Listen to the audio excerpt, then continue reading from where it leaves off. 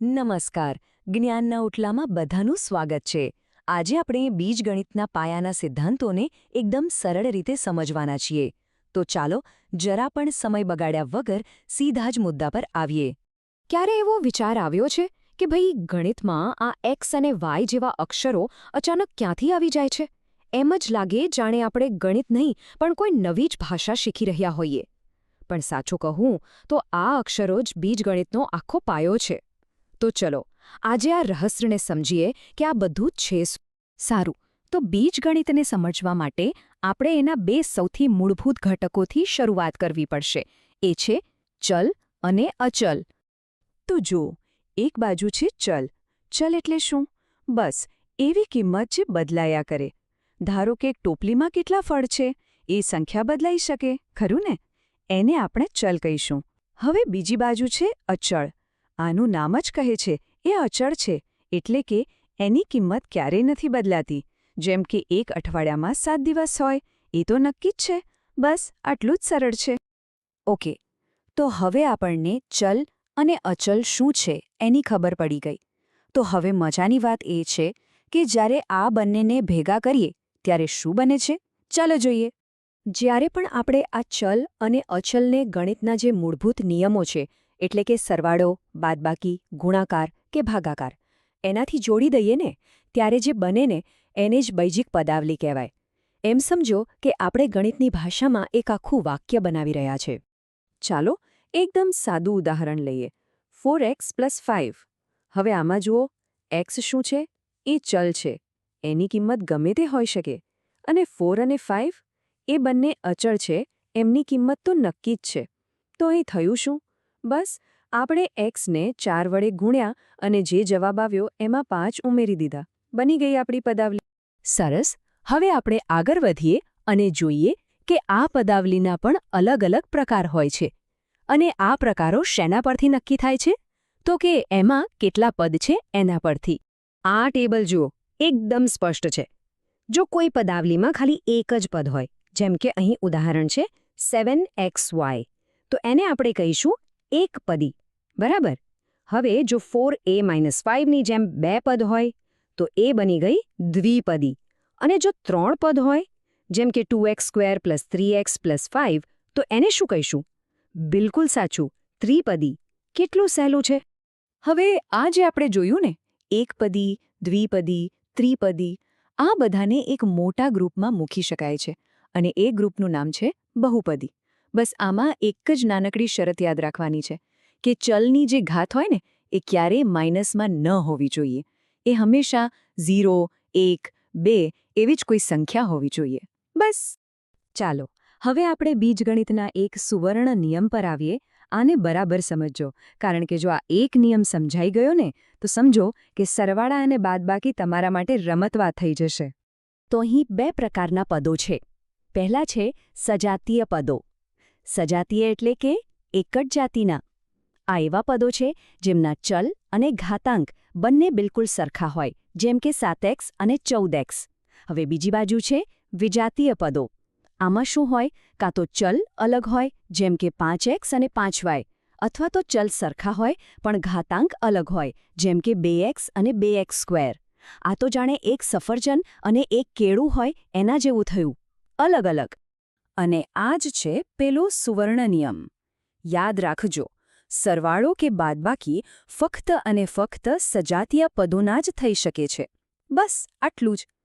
આપણે એમ કહી શકીએ કે 2 સફરજન વત્તા 3 સફરજન બરાબર 5 સફરજન. પણ આપણે ક્યારે 2 સફરજન અને 3 કેળાનો સરવાળો કરી શકીએ? ના કરી શકીએ. ગણિતમાં પણ બસ આ જ નિયમ લાગુ પડે છે. તો ચાલો આપણે અત્યાર સુધી જે પણ શીખ્યા એના મુખ્ય મુદ્દાઓ પર એક ફટાફટ નજર નાખી લઈએ. આટલું ખાસ યાદ રાખજો. પહેલું, પદાવલીઓ શેની બનેલી હોય છે? પદોની. બીજું, આ પદ શું છે? એ ચલ અને અચલનો ગુણાકાર છે.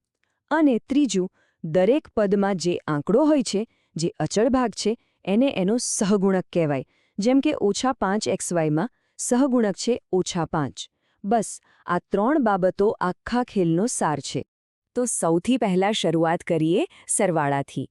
જુઓ, પદાવલીઓનો સરવાળો કરવા માટે આપણી પાસે બે એકદમ સહેલી રીતો છે. એકવાર આ બંને રીતો મગજમાં બેસી ગઈ પછી કોઈ પણ દાખલો ગણવો એ રમત જેવું જ લાગશે. પણ કોઈ પણ રીત પર જઈએ એ પહેલાં એક નિયમ મગજમાં બરાબર ફિટ કરી લેજો. સજાતીય પદો. આનો સીધો સાદો અર્થ એ છે કે જે પદોમાં ચલ એટલે કે એક્સ, વાય, ઝેડ અને એની ઘાત બધું જ એક સરખું હોય, ફક્ત અને ફક્ત એમનો જ સરવાળો કે બાદબાકી થઈ શકે. જેમ કે 7x² અને 2x². બસ આ જ એક નિયમ આખા ટોપિકનો પાયો છે. તો ચાલો ત્યારે પહેલી રીત જોઈએ, આડી હરોળની રીત. આ રીતમાં આપણે શું કરીશું? બધી પદાવલીઓને એક જ લાઇનમાં ગોઠવીને સરખે સરખા પદોને ભેગા કરી દઈશું. આ રીતના ખાલી 3 જ સ્ટેપ છે. પહેલું, બંને પદાવલીઓને અલગ અલગ કૌંસમાં મૂકી દો. પછી જે સજાતીય પદો છે એમને બાજુ-બાજુમાં ગોઠવી દો. અહીંયા જુઓ, આપણે -4x અને +9x ને સાથે લઈ આવ્યા. અને બસ છેલ્લે સાદું ગણિત વાપરીને જવાબ લાવી દો. જવાબ આવ્યો 7x² + 5x - 5. છે ને એકદમ સહેલું? હવે સરવાળા માટેની બીજી અને સાચું કહું તો મારી પણ ફેવરેટ રીત છે, ઊભી હરોળની રીત. મોટાભાગના લોકોને આ જ રીત વધારે ફાવે છે, કારણ કે એ આપણે જે રીતે નાનપણથી સરવાળા કરતા આવ્યા છીએ બરાબર એના જેવી જ દેખાય છે. જુઓ તો ખરા, અહીંયા કામ કેટલું વ્યવસ્થિત થઈ જાય છે. આપણે સજાતીય પદોને એકની નીચે એક એમ કોલમમાં ગોઠવી દીધા. x² ની નીચે x² વાળું પદ, xની નીચે x અને સંખ્યાની નીચે સંખ્યા. હવે બીજું કંઈ નહીં, બસ દરેક કોલમનો સરવાળો કરી લો. જવાબ તો એ જ આવવાનો છે, 7x² + 5x - 5. યાદ રાખજો, ગોઠવણી બરાબર તો જવાબ બરાબર. સરસ. તો સરવાળો તો હવે પાક્કો થઈ ગયો. હવે વારો છે બાદબાકીનો. અને સારા સમાચાર એ છે કે જો સરવાળો આવડી ગયો તો બાદબાકી પણ આવડી જ ગઈ સમજો. બસ એમાં એક નાનકડો જાદુઈ નિયમ છે, એ યાદ રાખવાનો છે. હવે મનમાં સવાલ થતો જ હશે કે આ વળી કયો નવો નિયમ આવ્યો? પણ વિશ્વાસ રાખજો, આ એક જ નિયમ બાદબાકીના દરેક દાખલાની માસ્ટર કી છે. જો એ આવડી ગયું તો સમજો બાદબાકી પણ આવડી ગઈ. અને આ રહ્યો એ સુવર્ણ નિયમ. આ વાક્યને છે ને બસ મગજમાં ફિટ કરી દો. બાદબાકી કરતી વખતે જે બીજી પદાવલી છે ને, એટલે કે જે પદાવલીને આપણે બાદ કરવાની છે, તેના દરેક પદની નિશાની ઉલટાવી નાખવાની. પ્લસ હોય તો માઇનસ અને માઇનસ હોય તો પ્લસ. બસ આટલું જ. આ એક સ્ટેપ કરતાં જ બાદબાકીનો દાખલો ખરેખર તો સરવાળાનો દાખલો બની જાય છે. ચાલો એક ઉદાહરણથી આને બરાબર સમજીએ. અહીં આપણે પહેલી પદાવલીમાંથી બીજી પદાવલી બાદ કરવી છે. આપણે ઊભી રીત પ્રમાણે સજાતીય પદોને એકબીજાની નીચે ગોઠવી દીધા છે અને જે પદો સજાતીય નથી એને થોડા અલગ રાખ્યા છે. આ છે આપણું પહેલું પગલું, રકમની ગોઠવણી. હવે આવે છે સૌથી મહત્વનું, આપણું જાદુઈ સ્ટેપ. ધ્યાનથી જુઓ, નીચેની લાઇનમાં જેટલા પણ પદ હતા એ બધાની નિશાની આપણે બદલી નાખી છે. +7x² નું થઈ ગયું -7x², -4xy નું થઈ ગયું +4xy. આમ દરેક પદની નિશાની ઉલટી કરી દેવાની છે. બસ આ જ છે બાદબાકીનો આખો ખેલ. એકવાર નિશાનીઓ બદલાઈ ગઈ ને પછી તો ભૂલી જ જાઓ કે આ બાદબાકી હતી.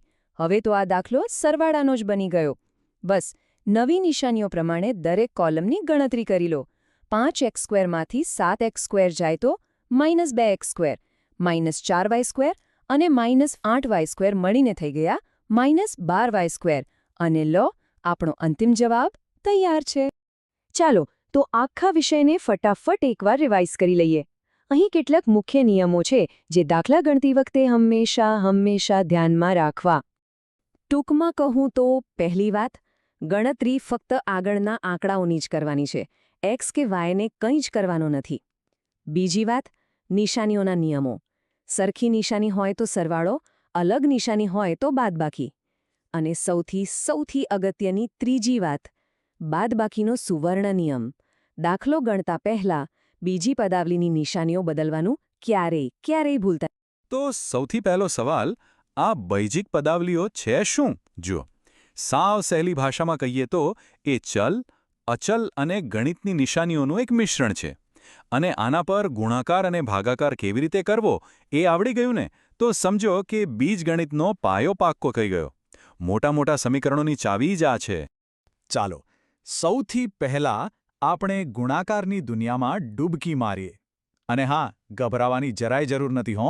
એના નિયમો એટલા સીધા અને સરળ છે ને કે એકવાર મગજમાં બેસી ગયા પછી ક્યારે નહીં ભૂલાય. ગુણાકાર માટે બસ 3 જ નિયમો યાદ રાખવાના છે. એકદમ સહેલા. પહેલો નિયમ, જ્યાં આંકડા દેખાય એટલે કે સહગુણકો એનો ગુણાકાર કરી નાખો. બીજો નિયમ, જો x, y જેવા ચલ સરખા હોય તો એમની જે ઘાત હોય ને એટલે કે માથે લખેલો નાનો આંકડો એનો સરવાળો કરી દો. અને ત્રીજો નિયમ, વત્તા અને ઓછાના ચિહ્નોનું ધ્યાન રાખવાનું. બસ, છે ને સાવ સહેલું. ચાલો આ નિયમોને એક ઉદાહરણથી સમજીએ. અહીં આપણી પાસે 2 એકપદી છે, એટલે કે જેમાં ખાલી એક જ પદ હોય એવી પદાવલીઓ. આપણે ગુણાકાર કરવાનો છે 3x² અને 4x³ નો. હવે જુઓ, નિયમ પ્રમાણે ચાલીએ તો કેટલું સહેલું છે. સૌથી પહેલા સહગુણકો એટલે કે 3 અને 4નો ગુણાકાર, જે થયો 12. પછી xની ઘાત એટલે કે 2 અને 3નો સરવાળો, જે થયો 5. તો બસ જવાબ આવી ગયો, 12x5. સિમ્પલ. ઓકે, હવે થોડુંક આગળ વધીએ. માની લો કે એકપદીનો ગુણાકાર દ્વિપદી સાથે કરવાનો છે, એટલે કે 2 પદવાળી રકમ સાથે. ત્યારે શું? ત્યારે કામ આવે છે વિભાજનનો નિયમ. એમાં શું કરવાનું? કૌંસની બહાર જે પદ છે એને અંદરના બંને પદો સાથે વારાફરતી ગુણી નાખવાનું. જેમ કે અહીં પહેલા આપણે 2x ને 3x સાથે ગુણીશું તો મળશે 6x². પછી એ જ 2x ને 5 સાથે ગુણીશું તો મળશે 10x. બસ આ બંનેને ભેગા કરી દો એટલે જવાબ તૈયાર, 6x² વત્તા 10x. આ વિભાજનનો નિયમ બીજગણિતમાં બહુ જ કામ લાગશે, યાદ રાખજો. ચાલો હવે એક લેવલ અપ જઈએ. જો એક દ્વિપદીને બીજી દ્વિપદી સાથે ગુણવાની હોય તો ગભરાશો નહીં, રીત તો એ જ છે. વિભાજનના નિયમને જ થોડો મોટો કરવાનો છે. આપણે ઉદાહરણ લઈએ x + 2 ગુણ્યા x + 3. અહીં 2 કૌંસ છે અને બંનેમાં 2 પદ છે. નિયમ શું કહે છે? પહેલા કૌંસનું દરેક પદ બીજા આખા કૌંસ સાથે ગુણાશે. તો જુઓ, પહેલા x ને x + 3 સાથે ગુણીએ અને પછી +2 ને પણ x + 3 સાથે ગુણીએ. આનાથી આપણને શું મળ્યું? x² + 3x + 2x + 6. હવે અહીં એક કામ બાકી છે. જે સરખા દેખાતા પદો છે જેમ કે 3x અને 2x, એને સજાતીય પદો કહેવાય. એનો સરવાળો કરી નાખીએ તો 3x અને 2x થયા 5x. એટલે આપણો ફાઇનલ જવાબ છે x² + 5x + 6. તો ગુણાકાર સમજવાની મજા આવી ને? હવે જુઓ, ભાગાકાર તો એનાથી પણ સહેલો છે. કેમ? કારણ કે એ ગુણાકારથી બિલકુલ ઊંધું છે. યાદ છે, ગુણાકારમાં આપણે ઘાતનો સરવાળો કરતા હતા. બસ ભાગાકારમાં એની બાદબાકી કરવાની છે. ભાગાકારના નિયમો તો એકદમ સીધા છે. પહેલું, સહગુણકોનો ભાગાકાર કરો. અને બીજું, જે સૌથી અગત્યનું છે, સમાન ચલ હોય તો ઉપરની ઘાતમાંથી નીચેની ઘાતને બાદ કરી નાખો. બસ આટલું જ. ચાલો આને પણ એક ઉદાહરણથી જ સમજીએ. આપણે 15x5 ને 3x² વડે ભાગવાના છે. તો આપણા 2 સ્ટેપ પ્રમાણે પહેલા સહગુણકો 15/3 એટલે આવ્યા 5. પછી ચલની ઘાત એટલે કે 5માંથી 2 બાદ કર્યા તો મળ્યા 3 એટલે કે x³. તો આખો જવાબ શું થયો? 5x³. હવે જો બહુપદીને એકપદીથી ભાગવાની હોય તો, જેમ કે 6x4 વત્તા 9x3 ને 3x વડે ભાગીએ. અહીં પણ નિયમ વિભાજન જેવો જ છે. કૌંસના દરેક પદને 3x વડે અલગ અલગ ભાગી નાખવાના. તો જુઓ, પહેલા 6x4 ને 3x થી ભાગીએ તો જવાબ આવશે 2x³. પછી 9x³ ને 3x થી ભાગીએ તો જવાબ આવશે 3x². બસ આ બંનેને જોડી દો, આપણો ફાઇનલ જવાબ છે 2x³ વત્તા 3x². તો આપણે ગુણાકાર અને ભાગાકાર બંનેની રીત ઉદાહરણ સાથે સમજી લીધી. ચાલો હવે આખા વિષયનો ટૂંકમાં સાર જોઈ લઈએ, જેથી મુખ્ય વાતો એકદમ પાક્કી યાદ રહી જાય અને પરીક્ષામાં કોઈ ભૂલ ન થાય. જુઓ, આ સૌથી અગત્યની વાત છે. આટલું યાદ રહી ગયું તો ક્યારેય ભૂલ નહીં પડે. ગુણાકાર હોય તો ઘાતનો સરવાળો કરવાનો અને ભાગાકાર હોય તો ઘાતની બાદબાકી કરવાની. બસ આટલું જ. આ વાત મગજમાં ફિટ કરી લેજો. તો આજે આપણે મુખ્ય 3 બાબતો શીખ્યા. પહેલું, ગુણાકાર એટલે ઘાતનો સરવાળો. બીજું, ભાગાકાર એટલે ઘાતની બાદબાકી. અને ત્રીજી એક ખાસ વાત કે સરવાળા બાદબાકી કરવા માટે પદો સરખા હોવા જોઈએ, પણ ગુણાકાર ભાગાકાર તો કોઈ પણ પદો વચ્ચે થઈ શકે છે. હવે જતા એક સવાલ તમારા માટે. વિચારો કે આજે જે આપણે આ સાવ પાયાના નિયમો શીખ્યા એ મોટા અને અઘરા લાગતા દાખલાઓને ઉકેલવામાં કેવી રીતે મદદ કરશે? આનો જવાબ વિચારજો, મજા આવશે. તો મિત્રો, આ હતી બૈજિક પદાવલીઓના સરવાળા અને બાદબાકીની એકદમ સરળ સમજૂતી. મને આશા છે કે હવે આ વિષયમાં તમારો આત્મવિશ્વાસ ચોક્કસપણે વધ્યો હશે. આ સમજૂતીને આટલા ધ્યાનથી જોવા અને સમજવા બદલ આપ સૌનો દિલથી ખૂબ ખૂબ આભાર. જો આપને શીખવાની આ રીત ગમી હોય અને ભવિષ્યમાં પણ આવા અઘરા લાગતા વિષયોને આટલી જ સરળતાથી સમજવા હોય તો અમારી ચેનલને અત્યારે જ સબસ્ક્રાઇબ કરી લો. અને હા, એક ખાસ વાત, જો આજના વિષયનું સ્ટડી મટીરિયલ અને વધુ પ્રેક્ટિસ માટેના દાખલા જોઈતા હોય તો નીચે ડિસ્ક્રિપ્શન અને કોમેન્ટમાં જે લિંક આપી છે તેના પરથી અમારા વોટ્સએપ ગ્રુપમાં ચોક્કસ જોડાઓ. ફરી મળીશું એક નવા વિષય સાથે. ત્યાં સુધી શીખતા રહો અને આગળ વધતા રહો.